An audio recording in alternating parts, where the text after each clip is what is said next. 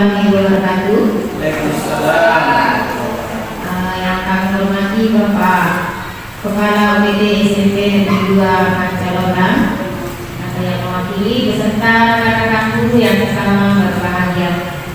Puji syukur kita panjatkan kepada Allah Subhanahu wa Ta'ala karena berkat rahmat dan hidayahnya sehingga kita semua dapat berkumpul untuk mengikuti salah satu rangkaian acara dari rekan kita calon guru penggerak yaitu Ibu Irmawati yang pada kesempatan kali ini akan memaparkan hasil diseminasi budaya positif yang beliau laksanakan di sekolah kita ini.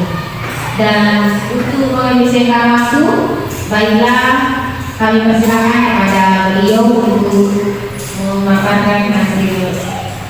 Kami silakan dengan hormat.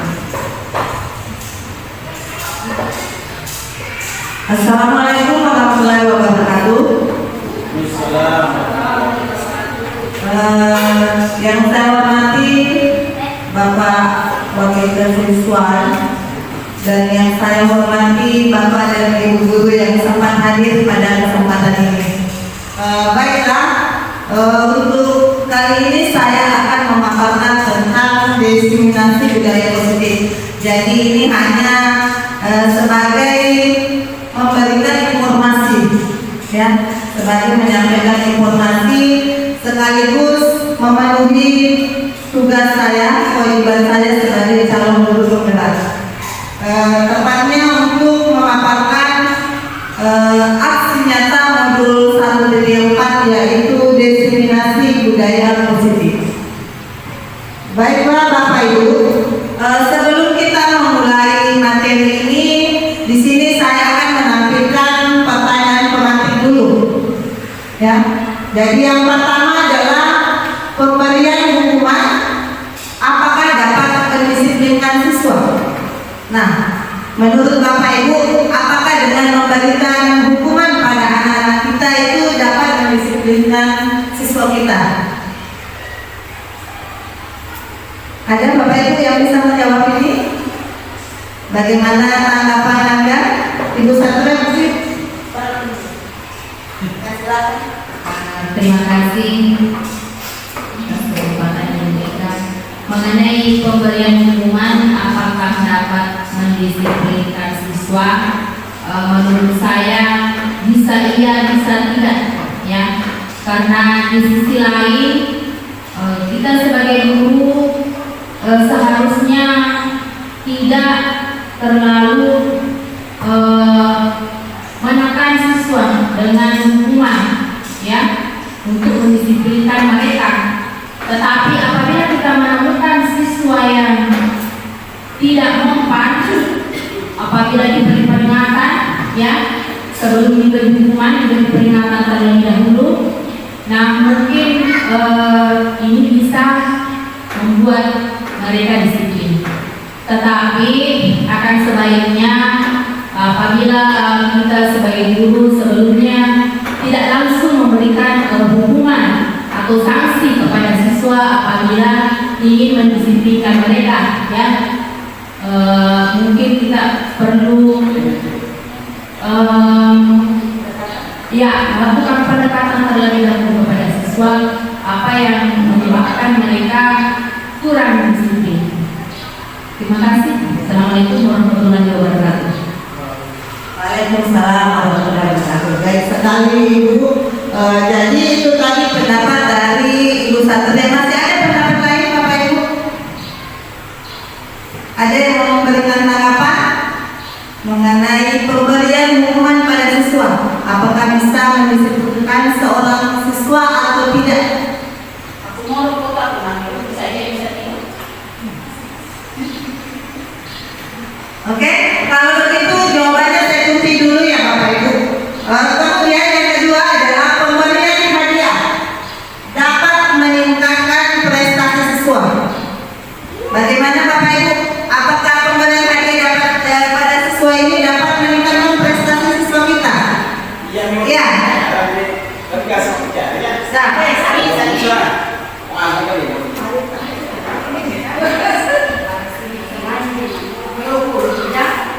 Ya, terima kasih ada beberapa pertanyaan pengganti ini disampaikan oleh Pak Menteri. Pertama tadi adalah hukuman itu apakah dapat mendisiplinkan. Satu jawaban yang telah diberikan oleh salah seorang guru yang meminta bisa kerja, ya itu benar, bisa dia disiplinkan. Artinya bahwa ketika kita memberikan punishment kepada orang siswa yang punya karakter agak jiwanya agak lemah, biasanya membekas pada dirinya. Begitu pula memberikan hukuman kepada anak yang punya karakter jiwa yang kita lihat terlalu agresif. Itu kami anak beda-beda. Anak-anak yang demikian itu memberikan hukuman biasanya ada perubahan sikapnya. Jadi makanya posisi guru dalam hal ini harus pandai-pandai melihat situasi karakter siswa. Ya, tidak seluruh siswa itu harus diberi hukuman secara secara fisik. Tapi ada juga memang hal yang secara itu harus diberikan. Yang kedua, tentang ini memberikan hadiah. Ada istilah dalam pendidikan itu adalah tuanku mengajar. Istilah tuanku mengajar itu adalah salah satu memberikan penghargaan kepada siswa yang memiliki prestasi. Nah, ini juga sangat berpengaruh pada diri siswa. Kalau kita memberikan hadiah sesuatu, anak itu selalu merasa dia gembira, melihat bahwa betapa dia dihargai oleh guru. Jadi itu tidak salah kalau kita mampu memberikan hadiah secara berkobar, tapi minimal pemberian hadiah itu adalah memberikan penghargaan berupa ucapan selamat. Nah, itu artinya bahwa tidak selamanya kita berikan hadiah berkobar, akan tetapi bisa saja hadiah itu dalam bentuk ucapan yang bisa memberikan nuansa kejiwaan yang baik, motivasi yang baik bagi diri orang siswa. Nah, begitu ya. Kira demikian sekedar tambahan dari saya. Terima kasih. Terima kasih Bapak. Jadi tadi ada pendapat yang diutarakan oleh Bapak Tuhan. Saya kira ini jawabannya sangat bagus sekali, dan namun ini untuk sementara dulu saya kunci dulu. Nanti kita akan mendengarkan penjelasan tentang hal-hal tersebut. Kemudian yang ketiga, guru harus mampu memberikan solusi pada siswa yang bermasalah. Apakah menurut Bapak Ibu bahwa guru itu harus mampu memberikan solusi pada siswa yang bermasalah? Ada pendapat Ibu?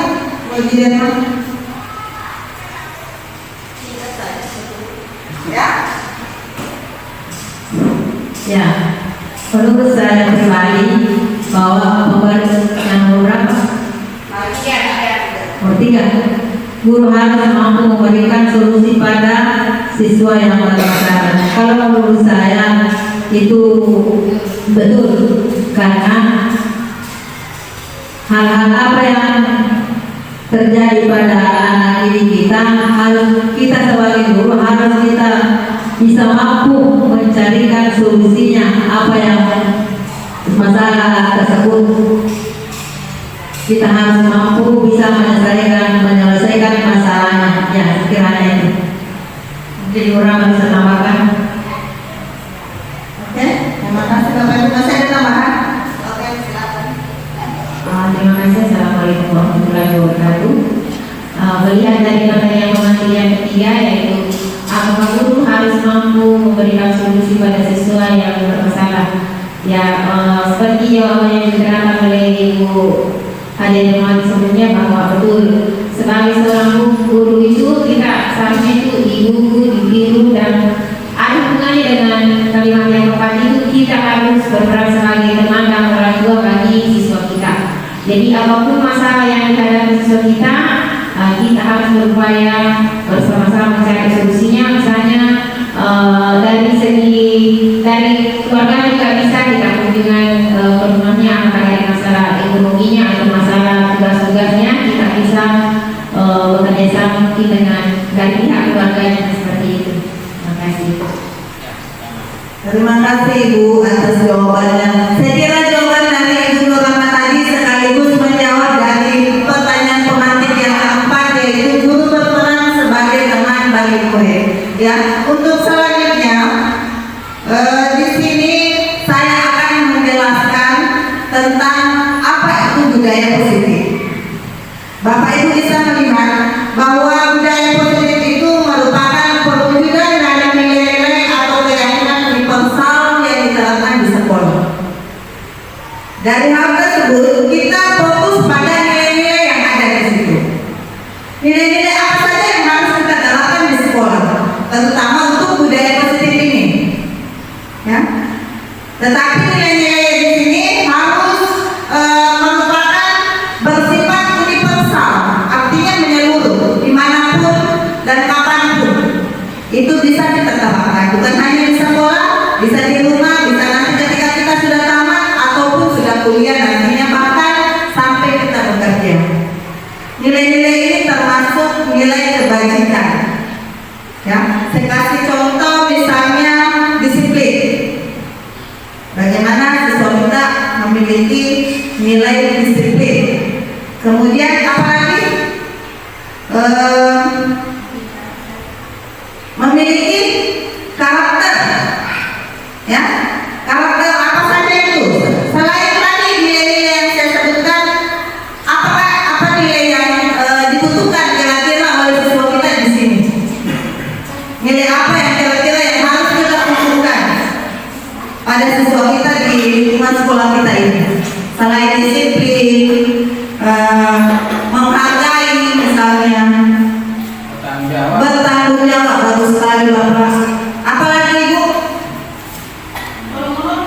Tolong menolong. Ya, itu sangat dibutuhkan oleh siswa kita di lingkungan sekolah kita. Masih ada lagi yang lain Bapak? Ibu? Ya, budaya bersih, mencintai lingkungannya. Saya kira itu. Kemudian di sini ada tujuan membangun budaya positif di sekolah. Apa tujuannya? Yaitu untuk menumbuhkan karakter murid, seperti yang nilai-nilai kita sebutkan tadi. Ya, jadi menumbuhkan karakter murid menjadi manusia dan anggota masyarakat, mencapai keselamatan dan kebahagiaan setinggi-tingginya, sesuai dengan tujuan pendidikan sebagaimana yang tercantum dalam profil pelajar Pancasila. Selanjutnya ada beberapa konsep inti budaya positif sebenarnya. Yang pertama ada 6 di sini saya tampilkan. Yang pertama adalah disiplin positif. Kemudian teori motivasi. Lalu kebutuhan dasar manusia, dan selanjutnya posisi kontrol guru, keyakinan kelas, dan yang terakhir adalah ketiga restitusi. Dari keenam konsep ini, apakah Bapak Ibu ada yang merasa asing bagi Bapak Ibu di sini dari keenam konsep tersebut atau baru didengar? Segitiga restitusi ya. Oke, segitiga restitusi. Nanti kita akan melihat seperti apa segitiga restitusi itu. Selanjutnya saya akan meminta Bapak Ibu untuk berpasang-pasangan, ya, berpasang-pasangan, melakukan kegiatan ini. Jadi salah satu guru sebagai A dan satunya lagi sebagai B untuk mengepalkan saya, ya, mengepalkan saya, kepalkan tangan. Seakan-akan Ibu mengingat bahwa ada sesuatu hal yang penting di tangan Bapak Ibu dan tidak bisa diberikan kepada orang lain. Misalkan apa itu yang berharga sekali Bapak Ibu? Misalnya emas, ya, berada di genggaman kita. Nah, si B berusaha untuk mengumpulkan genggaman itu,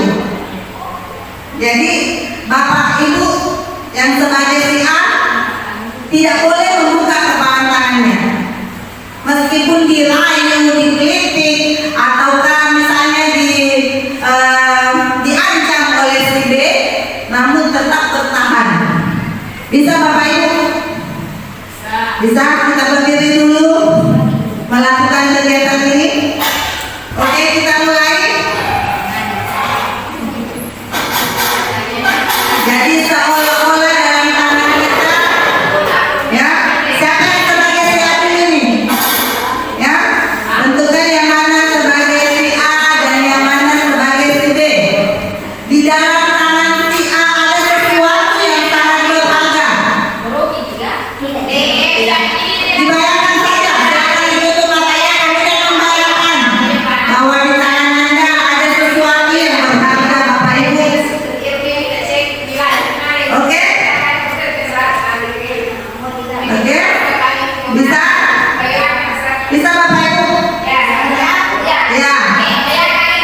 Bayangkan sesuatu yang berharga berada di tangan Bapak Ibu, kemudian seorang teman ingin mengambilnya. Oke, kita mulai. 1, 2, 3.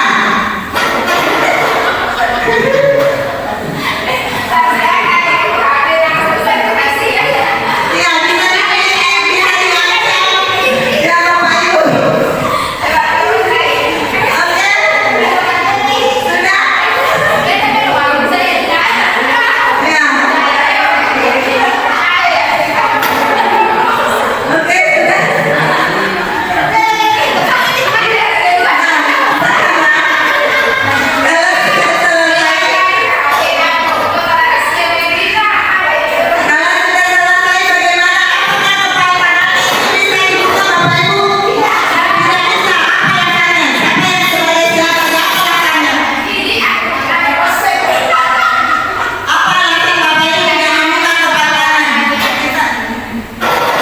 Karena saya mau mengetahui apa yang dia pegang. Ada rahasia di dalamnya. Apa alasannya Ibu Norma tidak membuka kepala tangannya? Nah, ini ceritanya saya punya HP dari rekan saya. Saya ambilkan limpahnya. Di sini ada fotonya yang sangat rahasia. Saya juga penasaran mulai di sekolah. Karena saya pernah kasih mau lihat ini penasaran. Alasannya dipertahankan, Ibu. Apa? Kenapa dipertahankan? Kalau menurut saya dia tidak tahu saya lihat, tapi beliau merasa ini sangat penting dan rahasia. Saya jadi penasaran. Saya sekolah saya tidak memberikan HP-nya. Oke, bagus sekali Bapak Ibu. Jadi ini berarti bahwa kontrol yang ada pada diri kita itu maksudnya sesuai dengan apa yang kita inginkan. Jadi kontrol itu tergantung dari diri kita sendiri. Tergantung dari Bapak Ibu apakah mau membuka kepala tangannya atau tidak. Jadi itu tergantung dari kita sendiri, bahwa kontrol itu berasal dari kita sendiri. Ya, itulah maksud dari kegiatan ini. Jadi kita mampu mengontrol diri kita. Seperti contohnya tadi, apakah kita mau membuka kepala tangan kita karena ada sesuatu yang berharga di sana, ataukah tidak? Itu tergantung dari diri kita.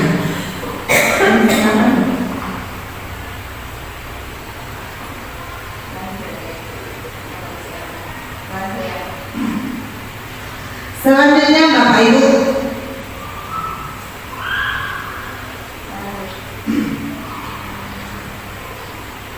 di sini sesuai dengan teori kontrol dari Dr. William Glasser menyatakan bahwa ada beberapa miskonsepsi tentang makna kontrol. Miskonsepsi tentang makna kontrol ini terdiri dari 4, yaitu yang pertama adalah ilusi guru mengontrol murid. Jadi murid itu tergantung bagaimana kita mengontrolnya. Kontrol itu tergantung dari kita, bagaimana kita membuat murid kita misalnya harus mengerjakan tugas. Itu namanya salah satu contoh bagaimana kita mengontrol murid kita.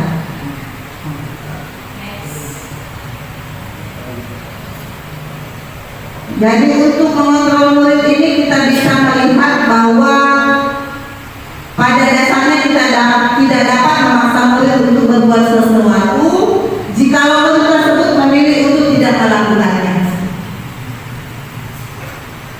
Walaupun tampaknya guru sedang mengontrol perilaku murid, hal demikian terjadi karena murid sedang mengizinkan dirinya dikontrol. Jadi kalau itu bagaimana kita mengontrolnya, tugasnya harus dikumpul besok. Namun kalau dia tidak mau mengumpulkan tugas, maka dia tetap tidak melakukannya. Tetapi ada pula murid yang mendengar apa yang kita lakukan atau yang sesuai dengan yang kita kontrol pada murid kita. Jadi teori kontrol ini menyatakan bahwa semua perilaku memiliki tujuan, bahkan terhadap perilaku yang tidak disukai, semua memiliki tujuan. Kemudian teori kontrol yang kedua yaitu ilusi semua perbuatan positif, efektif dan bermanfaat. Di sini kita melihat bahwa dalam jangka waktu tertentu kemungkinan murid akan menyadari dan mencoba untuk menolak bujukan kita, atau bisa jadi murid tersebut menjadi tergantung pada pendapat sang guru untuk berusaha. Kemudian teori kontrol yang ketiga, kontrol yang ketiga yaitu kritik dan membuat orang merasa bersalah dapat menguatkan karakter. Ilusi ini menyatakan bahwa mereka belajar untuk merasa buruk tentang diri mereka. Jadi terkadang ada guru membuat siswa merasa bersalah terhadap sesuatu. Ya. Kadang-kala sulit bagi guru untuk mengidentifikasi bahwa mereka melakukan perilaku ini karena seringkali guru cukup menggunakan suara halus untuk menyampaikan pesan negatif. Saya kira ini tadi mewakili dari pendapat yang disampaikan oleh Ustaz Priyasamin, ya. Kemudian yang terakhir adalah ilusi bahwa orang dewasa memiliki hak untuk memaksa, disesuaikan dengan kehendak kita. Ya, jadi perilaku memaksa tidak akan efektif untuk jangka waktu panjang dan sebuah hubungan permusuhan akan terbantu. Nah, ini tadi menjawab bahwa apakah hukuman itu akan mendisiplinkan siswa kita, sekaligus juga sesuai dengan jawaban yang diutarakan oleh Pak Lukman. Ya, inilah bahwa perilaku memaksa tidak akan efektif untuk jangka waktu panjang, jadi dia hanya berlaku untuk sementara saja. Nah, dari stimulus respon tersebut kita bisa melihat bahwa pada stimulus respon tentang dunia realitasnya kebutuhan kita sama. Namun pada teori kontrol tentang dunia bahwa realitasnya kita berbeda. Saya fokus pada yang pertama saja dengan kedua yang terakhir. Pemaksaan ada pada saat rujukan gagal, sedangkan pada teori kontrol dunia kolaborasi dan menciptakan pilihan-pilihan baru. Kemudian yang terakhir pada stimulus respon tentang dunia, model berpikir menang kalah, sedangkan pada teori kontrol tentang dunia model berpikir menang-menang. Ini sesuai dengan pembelajaran pada kurikulum merdeka, di mana kita menerapkan kolaboratif pada siswa kita. Jadi ketika kita menerapkan kolaboratif, maka yang ada hanyalah model berpikir menang-menang. Ya, karena kenapa? Karena semua memiliki persepsi yang sama, berkolaborasi untuk mendapatkan sesuatu. Berbeda dengan respon stimulus respon tentang dunia yang hanya mementingkan dirinya sendiri. Sedangkan ketika itu terjadi, ketika kita berkolaborasi, maka yang ada hanya adalah menang-menang atau kalah-kalah. Ya, seperti itu Bapak Ibu. Selanjutnya, disiplin ini berasal dari kata disiplin yang berarti belajar. Jadi Jadi untuk menjadi seorang murid atau pengikut harus paham betul alasan mengapa mereka mengikuti aliran atau jalan tertentu. Sehingga motivasi yang terbangun adalah motivasi intrinsik, bukan ekstrinsik. Jadi ini motivasinya dari dalam. Jadi ketika itu berasal dari tidak mengikuti apa yang kemauan orang lain, tetapi berasal dari kita sendiri, maka motivasi itu akan terbentuk dari dalam dan akan berlangsung lama. Saya kira seperti itu Bapak Ibu.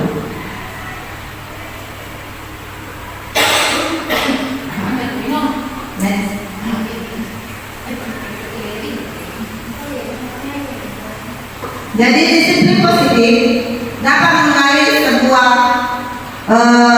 potensi yang ada. Dengan kata lain, disiplin diri juga mempelajari bagaimana cara kita mengontrol diri dan bagaimana menguasai diri kita untuk memilih tindakan yang mengacu pada nilai-nilai yang kita hargai.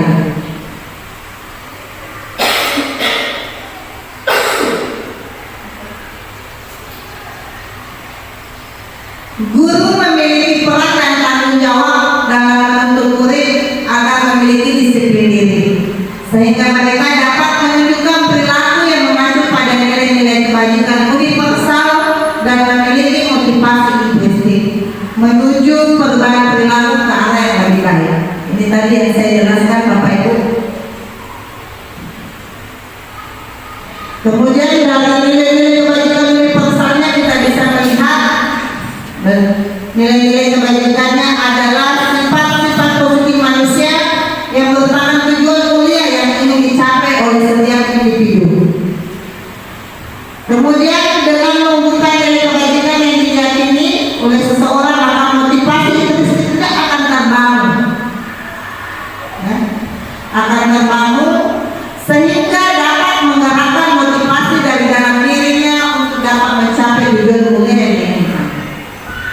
Nilai-nilai kebajikan yang dicapai oleh setiap anak Indonesia tertuang dalam profil pelajar Pancasila. Apa saja nilai-nilai kebajikan itu Bapak Ibu? Kita bisa melihat bahwa pada profil pelajar Pancasila terdapat 6 nilai-nilai kebajikan. Yang pertama adalah beriman dan bertakwa kepada Tuhan Yang Maha Esa dan berakhlak mulia. Kemudian berpendidikan global, bergotong royong, kreatif, mandiri dan bernalar kritis. Nah, pada teori ini ada 5 yang akan kita bahas di sini, yaitu motivasi, hukuman, penghargaan, konsekuensi dan restitusi.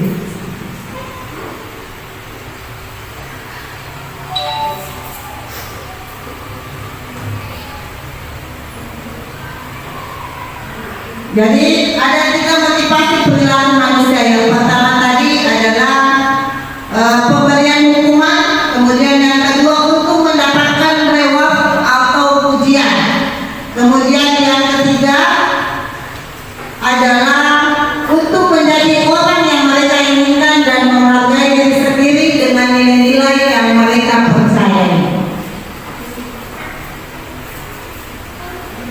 Bapak Ibu di sini bisa melihat bahwa teori hukuman itu bersifat satu arah, ya, hanya kita saja yang sebagai penentu, tidak terencana atau tiba-tiba. Bagaimana kita memberikan hukuman pada siswa kita, ya? Murid tidak tahu apa yang akan terjadi dan mereka tidak dilibatkan. Jadi ini secara otomatis, ya. Hukuman yang diberikan bisa berupa fisik maupun verbal dan murid tersakiti baik secara fisik maupun psikis. Ini tadi yang sempat diutarakan oleh Pak Luman, ya. Kemudian teori penghargaan. Penghargaan efektif dalam jangka pendek. Jadi dia tidak memberikan motivasi secara jangka panjang. Penghargaan ini dapat merusak hubungan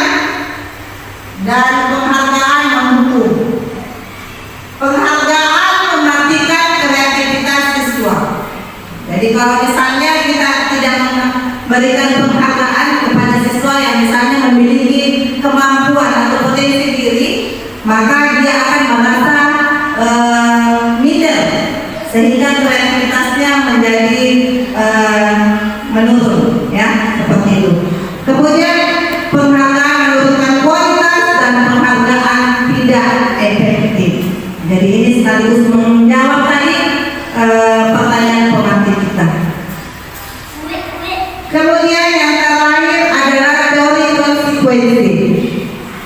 Teori konsekuensi ini sudah terencana atau disepakati, kemudian biasanya dibentuk oleh pihak guru atau sekolah dan murid sudah mengetahui. Murid tetap dibuat tidak nyaman untuk jangka waktu pendek. Kemudian guru biasanya selalu memantau atau mengingatkan siswa di pemberian konsekuensi. Sedangkan untuk teori restitusi, yaitu proses menciptakan kondisi bagi murid untuk memperbaiki kesalahan mereka. Jadi mereka bisa kembali pada kelompok mereka dengan karakter yang kuat. Restitusi ini merupakan proses kolaboratif yang mengajarkan murid untuk mencari solusi dan membantu murid berpikir tentang orang seperti apa yang mereka inginkan dan bagaimana mereka memperlakukan. Jadi dia bisa mencari solusinya sendiri, mengetahui kesalahannya sendiri, dan dengan demikian restitusi bukan untuk menebus kesalahan, namun untuk belajar dari kesalahan. Jadi dari teori-teori ini kira-kira yang mana lebih baik Bapak Ibu? Ya, untuk selanjutnya di sini kita akan melihat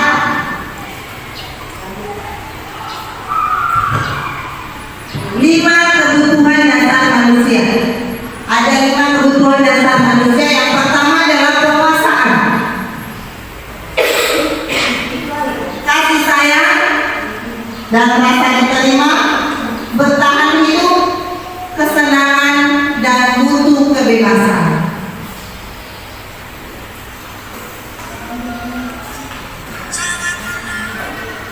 Untuk bertahan hidup, kita membutuhkan tempat tinggal, membutuhkan makan, membutuhkan pakaian, keamanan, dan juga membutuhkan kesehatan.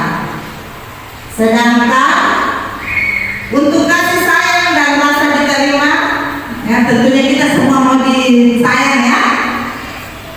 Kita membutuhkan rasa diterima di lingkungan kita, dilindungi, diperhatikan, dan bagian dari komunitas. Kemudian untuk penguasaan ada harga diri, ada pengakuan, kemudian memimpin, mengendalikan, berprestasi, dan didengar.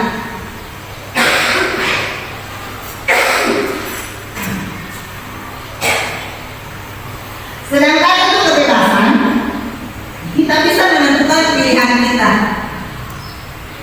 mandiri, mencoba hal-hal yang baru yang belum kita ketahui, dan dapat mengendalikan diri kita. Untuk kesenangan, bisa bermain, bercanda bersama teman, tertawa, dan gembira tentunya. Dari kelima posisi kontrol guru ini, maka restitusi merupakan proses perjalanan kita sebagai seorang pendidik agar dapat mengenali dirinya. Yang pertama adalah penghukum. Tadi membuat merasa bersalah, guru sebagai teman, guru sebagai pemantau, dan yang terakhir sebagai manajer. Inilah 5 posisi kontrol kita sebagai guru. Kira-kira kita berada di posisi yang kemana Bapak Ibu? Kita perhatikan dulu video tersebut.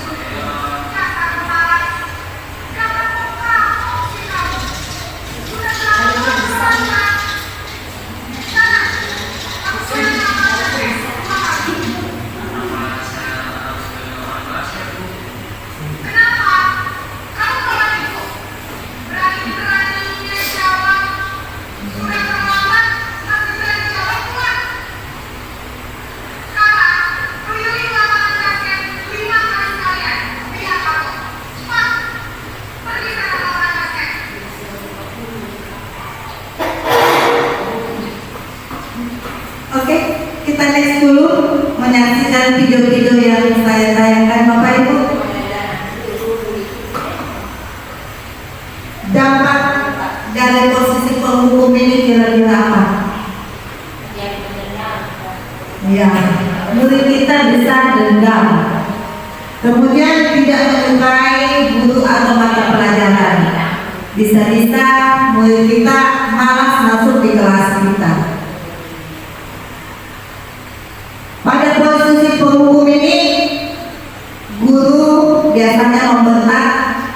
Tadi Bapak Ibu melihat di video, menunjuk-nunjuk, bahkan bertolak pinggang, memberikan hukuman verbal atau fisik. Apakah kita pernah seperti ini Bapak Ibu? Tidak dipungkiri ya, kita pernah berada di posisi ini. Kemudian selanjutnya,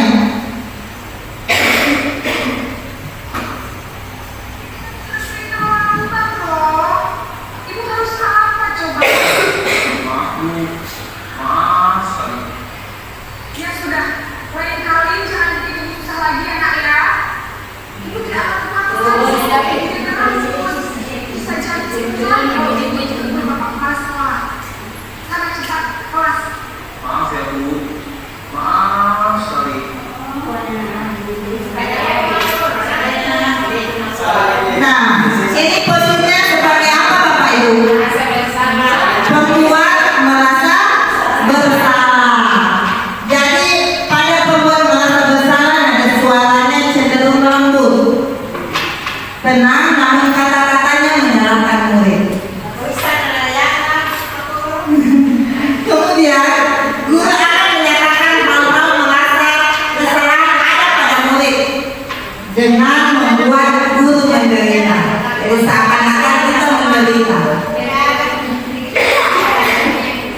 Dampak dari posisi pembuat rasa bersalah ini yaitu membuat murid merasa bersalah tentunya dan menjadikan dia identitasnya gagal, pencarian identitasnya gagal. Kemudian murid akan selalu merasa rendah diri dan menarik diri dari lingkungan. Artinya dia tidak pede, ya, dia tidak pede dengan orang-orang sekelilingnya. Apakah kita juga pernah seperti ini Bapak Ibu? Pernah ya? Oke. Kita lanjut kalau begitu Bapak Ibu.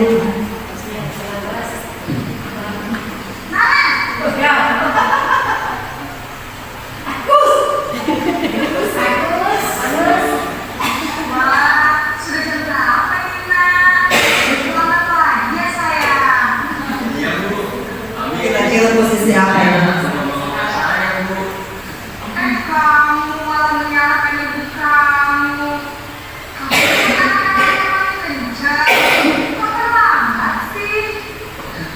Iya Bu, saya memang terlambat bangun tadi.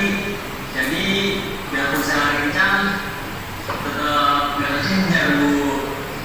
Ya sudah sana, nanti lain kali larinya lebih kenceng lagi ya, biar gak terlambat lagi. Bikin seperti demi ibu, bisa kan? Bisa Bu. Ya sudah sana masuk kelas, ibu beresin urusan absen kamu. Kamu ini ada-ada saja. Ini kira-kira sebagai apa Bapak Ibu posisi Bapak? Sebagai teman. Oke, suara gurunya akan lama, cenderung bersenda gurau untuk menghangatkan suasana.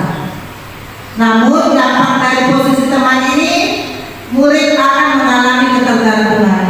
Jadi dia tergantung sama kita, bahkan mencari kita ketika kita tidak hadir di situ. Ya. Kemudian murid tidak bisa mandiri dan tidak bisa berpikir dalam mengambil keputusan untuk dirinya sendiri. Jadi semua memiliki dampak Bapak Ibu. Kemudian posisi selanjutnya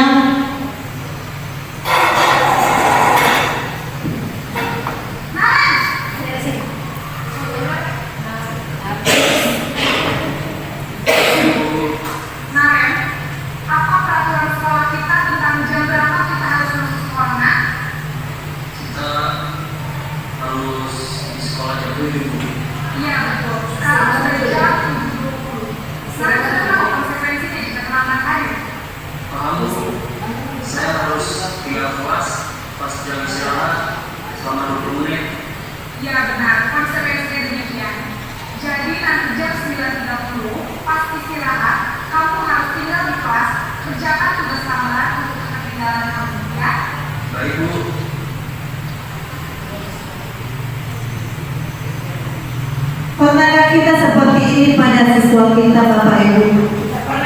Saya kira ini jarang ya, jarang kita lakukan. Saya pun waktu mendapatkan materi ini sangat menyentuh hati saya.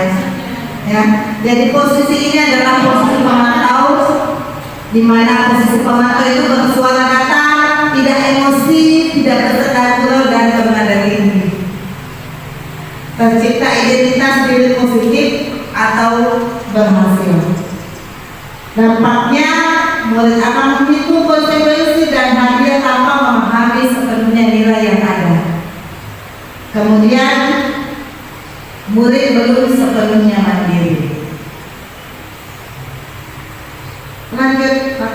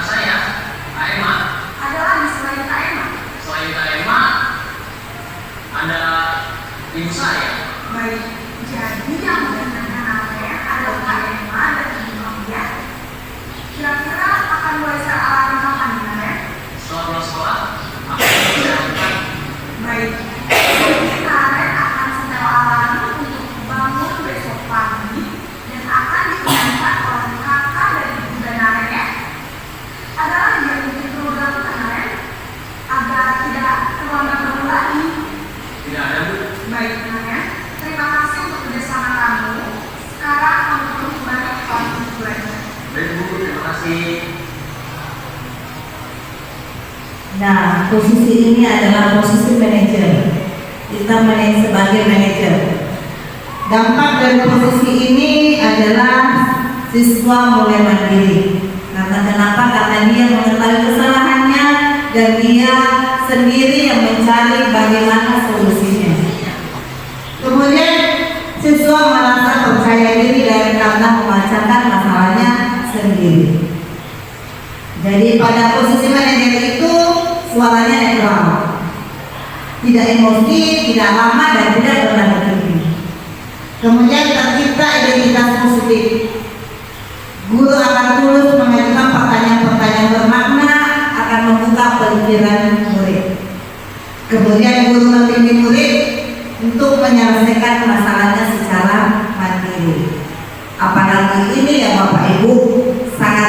jarang sekali kita lakukan.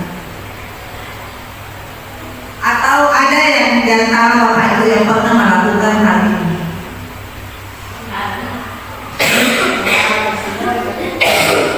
Pernah? Sebelum cepat-cepat saja ya. Oke, jadi ini mungkin jarang kita lakukan, namun sekiranya nanti setelah mendapatkan materi ini kita bisa apa lagi? Ya, diimplementasikan dalam kehidupan kita sehari-hari di lingkungan sekolah kita.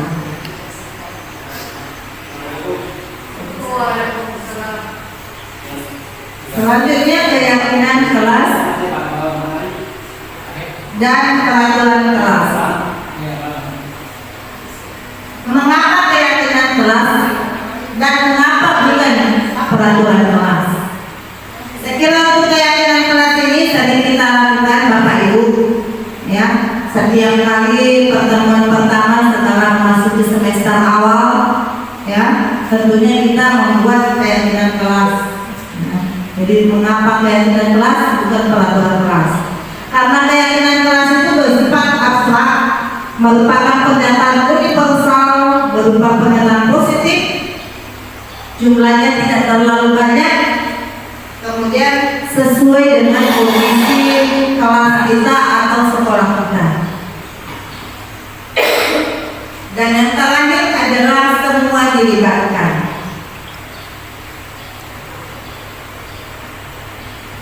Pada segitiga restitusi, suatu proses dialog yang dijalankan oleh guru dapat mewujudkan murid mandiri dan bertanggung jawab. Adapun tahapan dari segitiga restitusi ini yaitu yang pertama adalah menstabilkan identitas. Bagaimana kita menstabilkan identitas? Kemudian yang kedua adalah validasi tindakan yang salah. Dan yang ketiga adalah menanyakan keyakinan.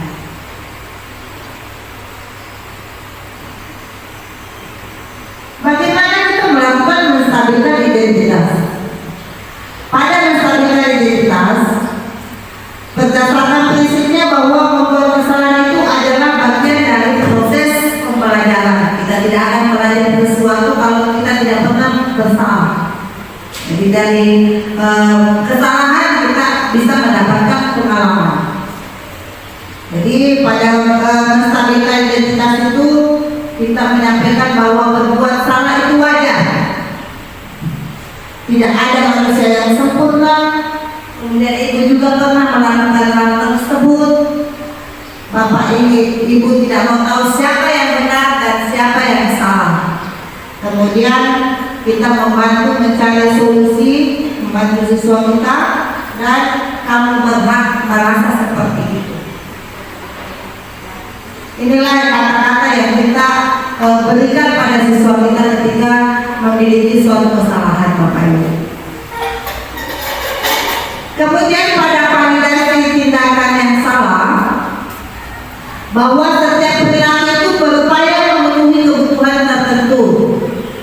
Jadi misalnya kita menanyakan apa alasan siswa kita melakukan hal itu.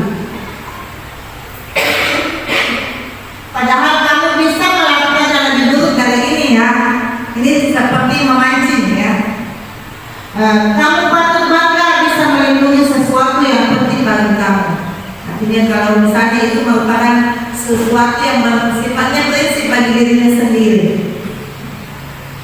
Kemudian kamu melakukannya karena mempertahankan sesuatu yang penting bagi kamu. Dan yang terakhir, pada segitiga restitusi ada menanyakan keyakinan.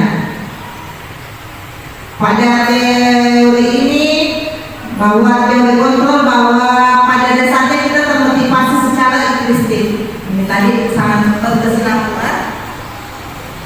bahwa pada dasarnya motivasi itu berasal dari dalam diri kita.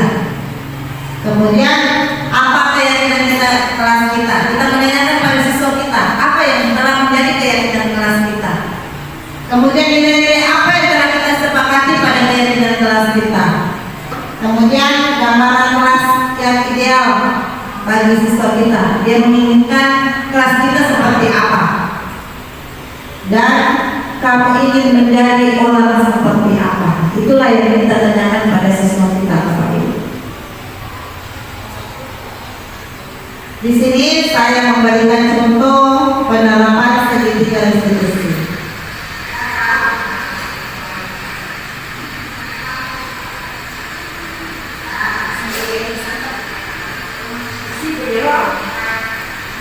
Ya, ini kasusnya.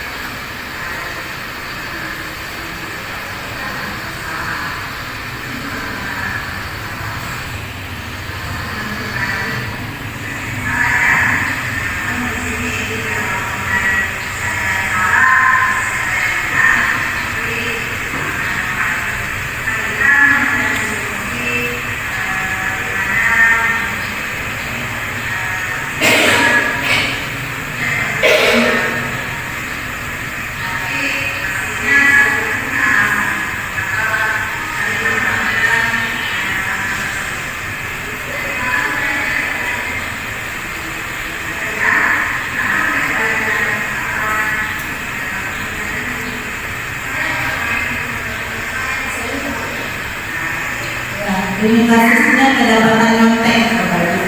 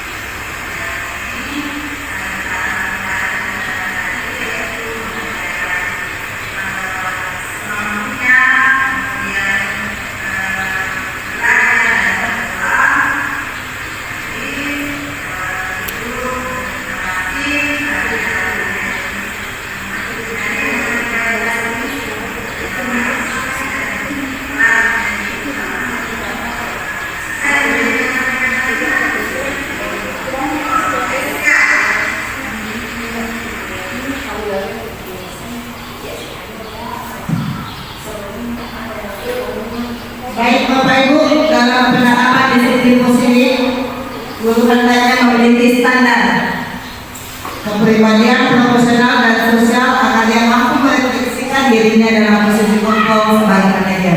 Saya kira sebagai manajer inilah yang paling baik bagi kita, Bapak Ibu.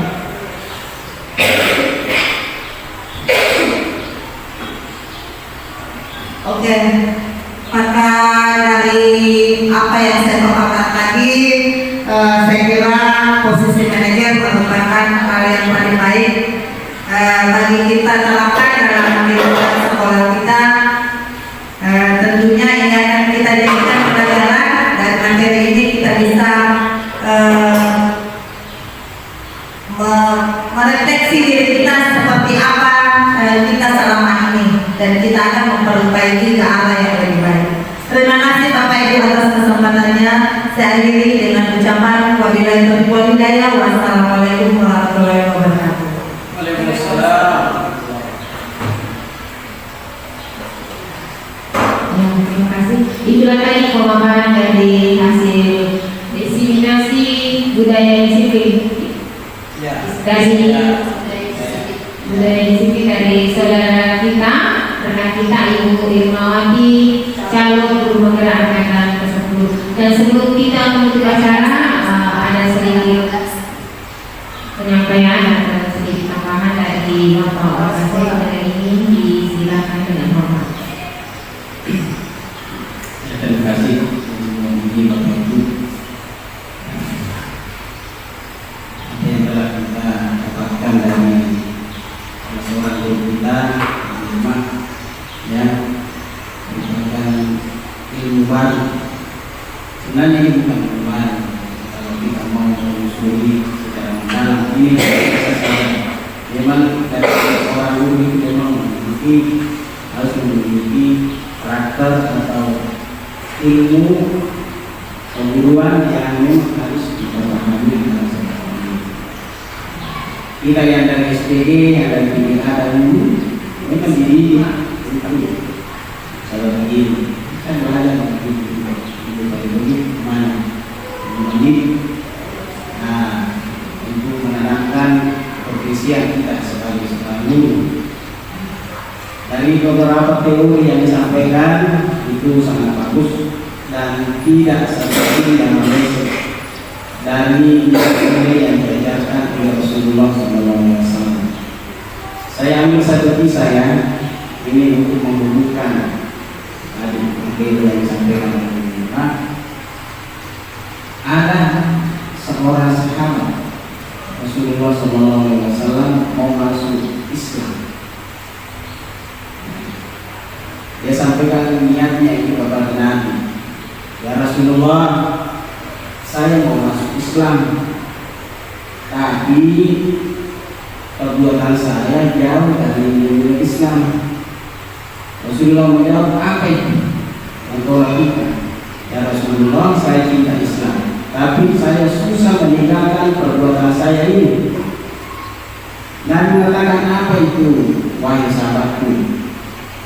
Ya Rasulullah, saya itu suka judi, suka mabuk, suka berzina, suka merampok. Pokoknya semua perbuatan jelek saya suka dan sudah saya tinggalkan. Apa yang dikatakan Rasulullah? Ya sahabatku, tidak apa-apa. Masuk saya Islam, tidak apa-apa kalau lakukan itu. Cuma satu yang saya minta sama kamu. Apa itu ya Rasulullah? Saya minta kepada kamu untuk tidak berbohong. Apa kesan yang diterima oleh sang sahabat tadi? Begitu saja masuk Islam. Cuma diminta oleh Rasulullah untuk tidak berbohong. Padahal saya juga dibebaskan untuk melakukan perbuatan yang saya suka. Itu. Akhirnya apa yang terjadi?